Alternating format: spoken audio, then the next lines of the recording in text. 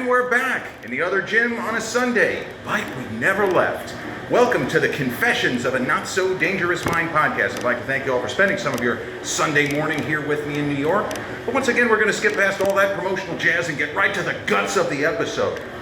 Well, incredibly, today marks 35 years since the release of what is generally acknowledged to be at least a top 10, but probably a top 5 best Christmas movie ever made. On this day, 1990 saw the release of the John Hughes produced, Chris Columbus, not the Explorer, Chris Columbus directed Home Alone. And this is a movie that, alas, I did not actually see in theaters. I don't really have any excuse. I'm going to give you what sounds like excuses, but I don't really have real excuses. But as a younger person, not surprisingly, I was a big movie fan. Like, I was the sort of kid in the way pre-internet era who took books on movies out of the library, who read books on movies in, well, you could call it leisure time, but I mostly just sat around doing nothing, but I did a lot of reading. I was interested in movies. I was already a Clint Eastwood fan. I was an Arnold fan. I considered myself a fan of Steven Spielberg, for example. And I had an opportunity, opening weekend, 1990. My life was not good. Well, it really wasn't as bad as I make it out to be, or made it out to be at the time, but I was struggling. We could say that. Teen angst, issues with my mom. I was living with my father. I was in 11th grade at the time. There wasn't really that much great going on in my life, except the fact that I was on the Massapequa High School bowling team, and I was doing really well with that. I still had a long-range goal, a kind of a make-a-wish fantasy, if you will, of becoming a professional bowler. Now, I was nowhere near good enough, but I figured, maybe if I continue to improve my average, I have one of the best averages in Nassau County, maybe if I continue to improve, maybe I can take this further. At the very least, it'll give me an excuse to force myself to go to college despite flunking almost every class in high school. Still don't really understand how I got a diploma. I mean, it's, in the immortal words of Geoffrey Rush in Shakespeare in Love, it's a mystery. But when Home Alone was getting ready to come out, and I got to tell you, I saw the commercial on TV, the kind of TV trailer. I mean, it looked okay, but it didn't strike me as, number one, it didn't strike me as something, oh my God, I have to see this. And I wasn't expecting an avalanche, quite frankly, because other big movies that were either coming out or out in theaters at that time, of course, Martin Scorsese's Goodfellas, sadly, Brian De Palma's adaptation of Tom Wolfe's The Bonfire of the Vanities. But as far as what people were saying in terms of what were going to be the big box office attractions, again, just all projections, and even in the internet era, even in the TikTok social media era of 2025, prognosticators can still take guesses and still get shit wrong. We know this. But if you had polled people, whether it was just casual fans, young people, film critics, people in the business, many thought that Arnold Schwarzenegger's Kindergarten Cop was going to be the biggest hit, or as Arnold would say, the following summer, the biggest movie of the summer, in talking about Terminator 2, which he ended up obviously being right about that. But the smart money was that with the successes of Twins and Total Recall, which, I mean, number one, Total Recall was a way better movie than people expected. That is a true statement. People figured it was, and not that there's anything wrong with this, another Arnold blood and guts actioner, wisecrack. See you at the party, Richter. I mean, yeah, there's plenty of wisecracks. But Total Recall might be the best film Arnold ever made. But that was an enormous hit. And Twins had been an enormous hit, showing that the Austrian Oak had impeccable comic timing. So if memory serves, the general sense was that Home Alone would most likely be a hit because relative to cost, the projected budget and the actual budget, including marketing, was somewhere, they think, around 20 million. We don't know what the accounting really was. You could go onto the internet. They'll give you the number that I just gave you, but it's not like my dad did the books and he was like, yeah, Jared, they spent way more than, no, who knows? And by the way, a little side note on that. My father had a client, a moving and storage company, There was a time where you couldn't digitally store files, right? It's horror of horrors that such things existed. One of the jobs I used to do for my father's accounting firm was go to this moving and storage company, which was in the West 50s as far as, where in the city. They had file after file after file, very close to where my dad's company's files were stored, with all kinds of budgets and call sheets and crazy shit about movie business and particular movies. Now I understand I wasn't really supposed to see any of that, but that's really something. So Home Alone I don't think that was one of the movies that was there. But there were other movies from that era where they have, projected budgets. Again, this was where certain accountants stored their shit. So whatever firm in the city was doing the books for Home Alone, it was here. I didn't really look into it. I was 16 years old. But it didn't click that somebody's got to store this shit in case another person needs it. Nowadays, logistically, you do it all digital. You don't even need this. And this is boxes and boxes of stuff. As my dad would say, I need the Strauss Trust from 1981. You got to go over and get it. And I'm going through a dusty warehouse with thousands and thousands of boxes.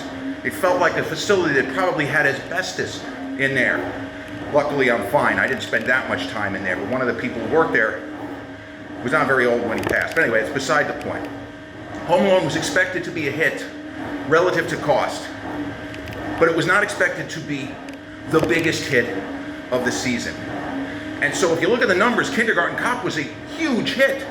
And it again showed that yes, Arnold with the muscles and the threats and everything, but that he could hold the center of a comedy, a film that it's a little bit bloodier than it probably needed to be. And they didn't have to cast a menacing actor like Richard Tyson as the big bad. But when Home Alone landed, it's hard to explain how it did as well as it did right out of the gate. Because you can understand with word of mouth, of course. In this film, the word of mouth was, no exaggeration, was through the roof. But it's difficult to understand and even take a guess. Why did it open as, if you'll excuse the expression, why did it open as big as it did? That's what she said. People were just ready for that kind of film. It was rated PG. You could argue that that's a little bit of a stretch. It could have been PG-13 with the very mean-spirited stuff that little apple-cheeked Kevin McAllister pulls on the Wet Bandits. But I'm okay with it being PG. Hey, if Indiana Jones and the Temple of Doom is PG, Home Alone is PG. That's an argument I'll go down on. How is Indiana Jones and the Temple of Doom not PG-13? Because Gremlins was, right? That was the summer with all the controversy. Temple of Doom has a heart being ripped out of a man's chest in close-up, and somehow that's still parental guidance is suggested. But the thing with Home Alone, it was the word of mouth. It was the repeat business, because the film grossed somewhere over $20 million in its opening weekend, and then did the same numbers for the following 4 weeks. It ended up grossing somewhere between 275 and 300 million domestic, which just, it's not to be a schmuck, but it means just in the United States. But the worldwide gross was about 475, maybe slightly above. So it was the sort of film that played overseas. And there's no Sylvester Stallone, or a number of years ago, somebody actually did a meme. They AI'd Sylvester Stallone's face onto Kevin McAllister, and they decided to name the movie Home Stallone. Now there's a reboot I'd like to see. Rocky Balboa trying to protect his home against a wet bed. So, yo, guys, what are you doing? You don't need to be doing this. Yo, Paulie, you don't need to be doing this. Boy, that would have been a ride. Speaking of Stallone, Rocky V hit theaters in this same season, and Rocky V was a box office hit. Spoiler alert, it's the worst movie in the series. And Tommy Morrison, who plays the guy that Stallone trains in the movie, Tommy Gunn, real stretch there. He's fine, but I feel like, and Stallone has talked about this, he just never figured out what to do with Rocky V. Because he started shooting a film with a very neurocompromised Rocky Balboa. They shot 6 weeks. And Stallone said, I couldn't go forward. I couldn't do this to this character. And I'm glad he didn't. Because look at how, with Rocky Balboa, which is okay, the one with Antonio Tarver from a couple of decades ago, and then the Creed movies, where Sly is the best thing about the first two. I mean, come on, what a great character, and he played it so beautifully in those films, not stepping on Michael B. Jordan's toes. But the idea is, there were movies that underperformed that season, not because they necessarily didn't do the right things in terms of getting the audiences ready, but that people just wanted to see Home Alone again. Three Men and a Little Lady, which again, the sequels were not very good. Three Men and a Baby, which was an enormous box office hit. Three Men and a Little Lady kind of bombed, and Home Alone just ruled the marketplace for weeks and weeks. And I mentioned about me of that era having numerous opportunities to see brand name, now iconic films get in on the ground floor. Right before this, sometime in October I think it was, I had two separate opportunities to see Goodfellas in theaters, and I said, I don't want to go. I don't want to go. Typical ridiculousness. And then my dad was taking us, his plan was he was going to take us to see Home Alone. I don't want to go. I don't want to go. So I didn't see it in theaters. I did not see Home Alone until renting it from the local video store in Massapequa, South Shore Video. A shout out to South Shore Video, the first video store that I ever was a member of, thanks to my father. And boy, we rented a lot of classic movies from that place. But when I saw Home Alone at home, I was like, why didn't I see this in, what was the purpose of doing that? Of standing on my head? That's the kind of movie you wish you see in theaters, because the community experience of, in spots, everyone in the theater laughing, and then everyone in the theater getting the lump in the throat at the appropriate times. And for me, Home Alone, I have it as my #1 Christmas movie. Now, I also have Lethal Weapon, first Lethal Weapon, and Die Hard as Christmas movies. So if we're including Die Hard and Lethal Weapon, I have Home Alone 2. I'm putting Die Hard #1. Even though Bruce Willis himself, about 6, 7, 8 years ago at the Bruce Willis roast, got up on stage and said, Die Hard is not a Christmas movie. You know, there was a book I read when I was a kid. The name of the book is A Flower Pot is Not a Hat. A flower pot is not a hat. And if you say, well, what the hell does that have to do with anything? What does that mean? And what is that book about? Well, that book is about a kid who takes a flower pot and puts it on his head. And his mom says, sweetie, a flower pot is not a hat. And the kid shoots back with, if I put it on my head, it is. So Bruce Willis can tell me, and all of us, angrily pointing his finger at the audience, a little Harrison Ford finger point of doom if you find this clip. Bruce can say, hey, I just don't think Die Hard is a Christmas movie. All right, that's great. But if I consider it a Christmas movie, then it is. It's really just that simple. For many people, the first Harry Potter movie is a Christmas movie, right? Anyway, I loved Home Alone immediately. The laughs were in all the right spots, and the film was surprisingly, to me, because I was still in my teens when I saw it, surprisingly emotional. I wasn't expecting that, and the casting of an actor I really like, Robert Blossom, as the old man that everyone is afraid of, was the same character that was played by, I think, Brenda Fricker, that same kind of character, Home Alone 2. This is one reason why I reject this kind of recent idea that Home Alone 2 is better than the first one. No, it's not. It takes the same story, 80% of it, and repeats it, just different settings. It's not better. And the lump in the throat with the woman in the park, to me, does not work as well as the Robert Blossom character, the old man with the shovel, the whole thing. Now, that was an actor that I had been familiar with. He has a pivotal role in Clint Eastwood's Escape from Alcatraz. Next to Shawshank Redemption, spoiler alert, Escape from Alcatraz, I think, is the next best prison break, actual prison, not like wartime, but the second best prison break movie, a straightforward. But the difference with Shawshank, again, spoiler alert, in Escape from Alcatraz, we know that the guys are trying to break out. There's very little of, well, he's not even trying, and then all of a sudden, oh yeah, well, what did you think? We were just watching a movie about a guy spending 50. Well, yeah, kind of did. But Home Alone is a special film. And it's the kind of movie where the technical specifications, everything is perfect. And you watch that movie now, and it's hard to believe just with the quality of the image, the cinematography, the set design, the fact that the McAllisters, the joke is, what do you think that the father did for a living? He must be a mob boss, or maybe he's more like, maybe he's a mob attorney, and this is supposed to be slightly earlier, and he works for Jimmy Serrano. Maybe there's a connection between this movie and Midnight Run, where Bobby D, as Jack Walsh, got run out of Chicago for some kind of mob boss.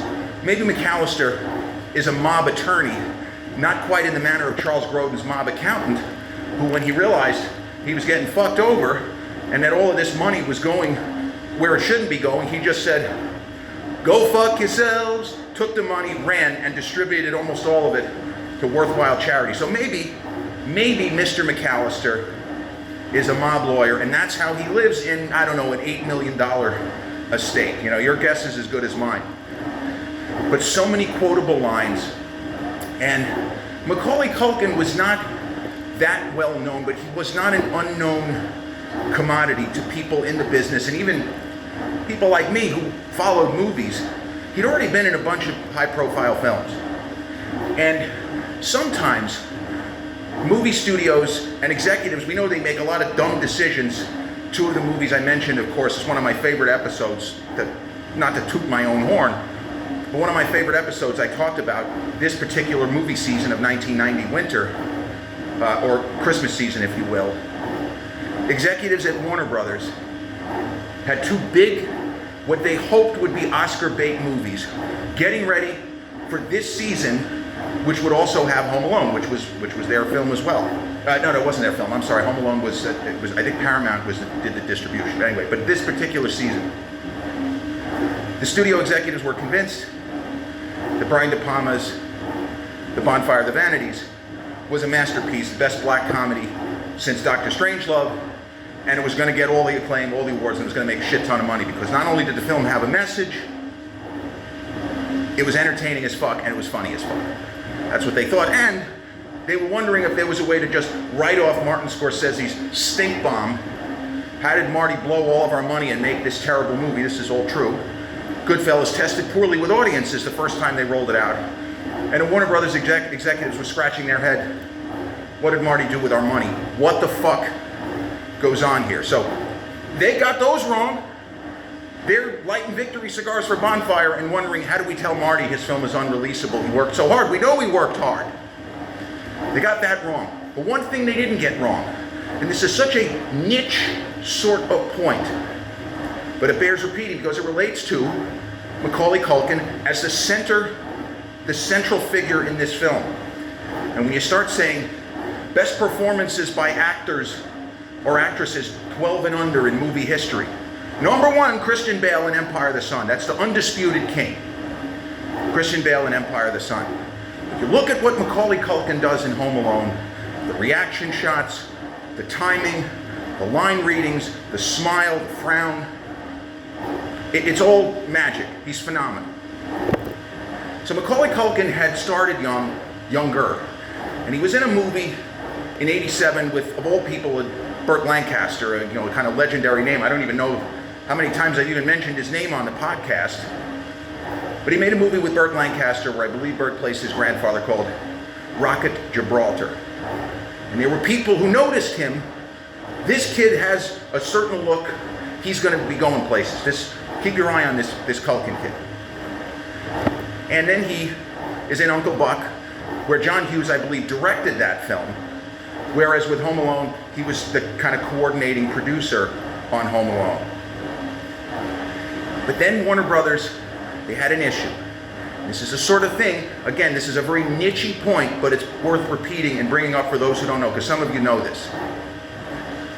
Jacob's Ladder was released earlier in November in 1990, I believe 2 weeks to the day before Home Alone. When the studio was preparing to market Jacob's Ladder, they had a decision to make. Because their sense was, Home Alone is probably going to be a big hit if we just promote it a normal way. We love what Culkin does, etc., etc. It's going to be a big hit. But Macaulay Culkin plays a significant supporting role in Jacob's Ladder. He plays Tim Robbins as Jacob Singer. He plays his son, Gabe. And also, spoiler alert, he's a tragic character. So the studio heads and the marketing team, Home Alone was coming out 2 weeks after this. Do we include Macaulay Culkin in the marketing materials? Do we even put him in the credits? Is it going to muddy the waters? What do? The studio decided not only to have zero mention of Macaulay Culkin in the marketing materials, the first trailer, the teaser trailer, the TV trailer, nothing. His name's not even in the credits. They decided to we're just going to put the film out there. It's a horror movie. We don't need to say, oh, and this is a kid that you're going to love at home. No, don't do anything. Leave it alone. Now, we don't know if that had any effect on Home Alone being as big of a hit. It probably didn't. But you can imagine a version of this in the manner of Eddie Murphy not winning an Oscar because the movie Norbit came out at the wrong time and everyone hated that even though it made a lot of money. That was a very unpopular movie. And many people think, some people didn't vote for Eddie because of that, and that's completely unfair. But there's a lot of stuff saying might have cost him that award. So you don't throw it back. And based on what we saw, the studio's decision to forego any kind of marketing to try to get more business with this brilliant young talent in Macaulay Culkin. So people seeing that movie who just know Macaulay from the Home Alone series, they're going to be shocked. Wow, he's in this movie? Yeah. Sometimes the best decisions are the ones made very quietly that get no fanfare, as was that particular decision with Macaulay Culkin. Now, we should also point out, Joe Pesci, lifelong end boss, a genius-level actor, one of our greatest living actors. I mean, he's on that list. Think about the skill. I understand they're just getting paid a lot of money to do a job. I know all of this. I've had these kinds of debates. Should they make this much money? I'm not going there. But you look at what Joe Pesci does as Tommy DeVito in Goodfellas. And then you think to yourself, he turned right around from a very difficult shoot. I mean, Goodfellas could not have been easy. All the locations, the costumes, the makeup, the hair, the cars on the streets, everything had to be just so. And we all know Martin Scorsese, as much as funny guy, he's great on social media with his daughter, a lot of laughs. He is meticulous, and nothing ends up on screen that he does not want. So after that very difficult shoot, where Pesci deservedly won a Best Supporting Actor Oscar, I mean, it's one of the great supporting performances that I've ever seen, that's for sure. He turns right around to play one of the Wet Bandits. He goes from almost impossible levels of menace and a fear-inducing character, despite the fact that he's not a big guy. Again, this is not Arnold throwing out threats and doing wisecracks in The Running Man as he starts walking the stalkers down. He had to split. It's not even, see you at the party, Richter. Pure menace. Pesci as Tommy DeVito. He gets a little bit of that in here. But the way he plays the character is just gold. And if people want to know, and anybody who is not that familiar with Joe Pesci, you just have them watch Goodfellas and Home Alone back to back. You tell me how many other actors could do what he does here. You want to go Daniel Day-Lewis? Okay. But that's what we're talking about.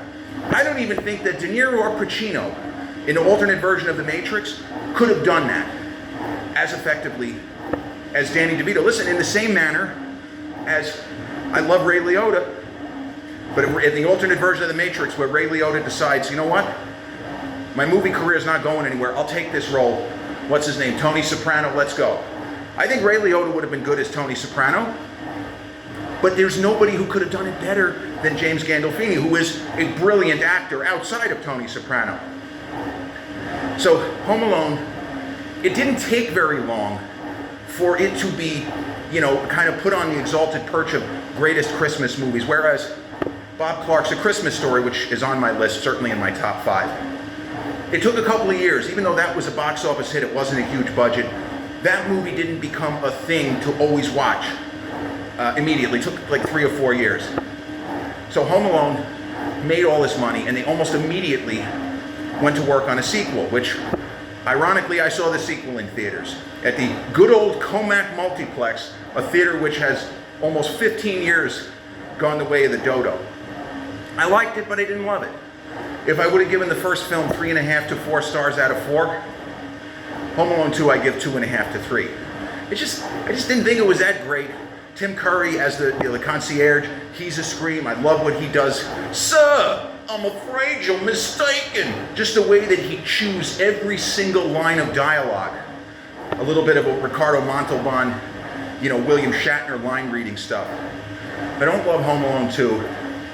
And then Home Alone 3 obviously was a catastrophe because Macaulay had kind of been aged out of the role. And that's the thing when you have, at a certain point, a child actor is no longer a child actor.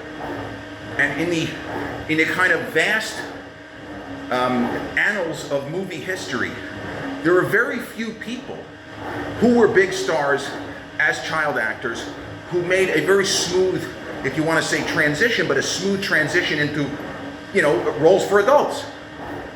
Christian Bale being one, but I would say the best example of it is Kurt Russell, who was a bigger star as a kid than Christian Bale, thanks to the Walt Disney, who was his biggest supporter, but it's rare. And we know that Macaulay, he did My Girl, which is a very good, incredibly, spoiler alert, a very depressing movie, but really well done, beautifully acted. Anna Klumsky, the nominal star. Dan Aykroyd is very good as the father. Jamie Lee Curtis as, I think she's the stepmom. A very, very good movie. And Macaulay is terrific in it. Thomas J., great name. And, he did The Good Son with Elijah Wood. Very nasty. Ugh, I'm not a fan of that movie. The director, Harold Becker, did a film that I love called Malice with Bill Pullman, Alec Baldwin, and Nicole Kidman in '93. But Macaulay struggled. He had a lot of personal problems. And then he just sort of, he got over stuff. Like, whatever it was that he was going through, he figured it out. And you see him, these days, they gave him a star on the Hollywood Walk of Fame a couple of years ago, and it was great to see his on-screen mom, the great Kathleen O'Hara, coming to pay tribute and, help him put his hands into the handprints and all of that. But to me, Macaulay Culkin has always been somebody that I rooted for.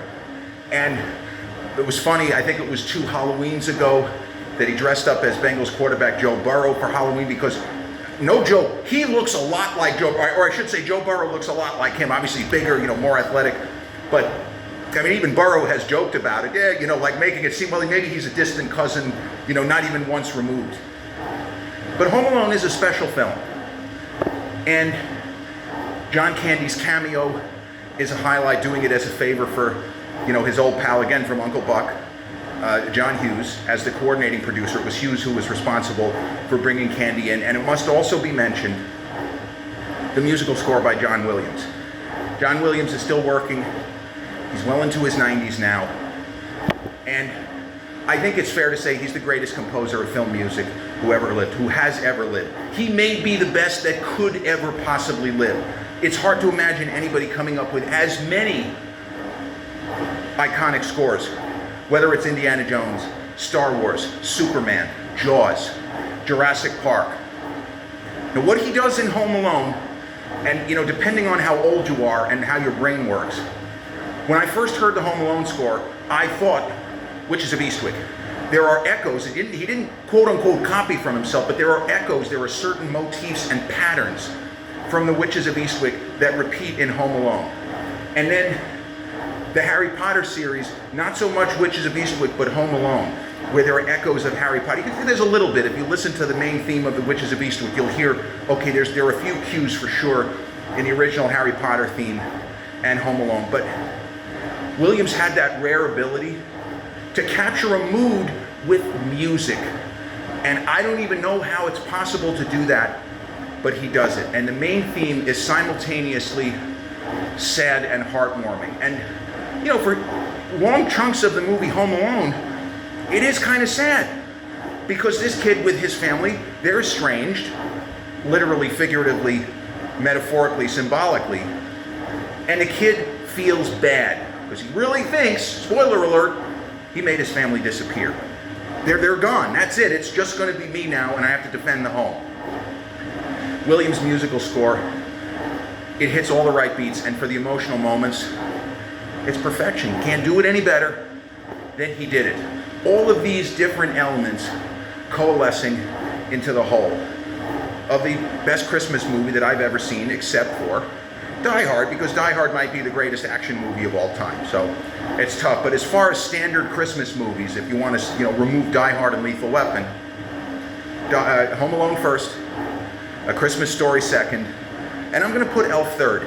Elf is a movie that took me hugely by surprise, because I remember when it was out, I wasn't really a Will Ferrell guy. I think he's okay, old school, but I kind of was resistant to seeing Elf, and then when I did see it, I was really impressed. And I said, again, I probably should have seen this in theaters too, because Will is fantastic, and the kind of almost stunt casting of James Caan, that was such weird casting, but it works, because Will is so committed to the bit, and James Caan gives just enough humanity where we don't completely turn against him. So yeah, Home Alone 1, A Christmas Story 2, Elf 3, my unofficial top 3 non-Die Hard, non-Lethal Weapon Christmas movies.